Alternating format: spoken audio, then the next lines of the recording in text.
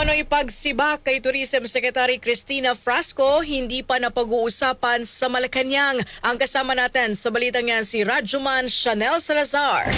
RMN Live Report!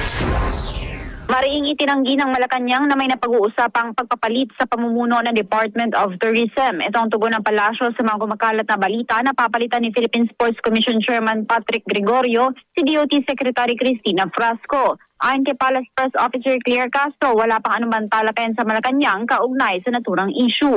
Nauna na rin sinabi ng palasyo na walang planong magpatupad ng balasahan sa hanay ng gabinete ng Pangulo. Matatanda binabati ko si Frasco dahil sa manay labis na pagbibida ng kanyang muka sa mga tourism promotion sa halip na itoon ang pansin sa mismong mga destinasyon ng bansa.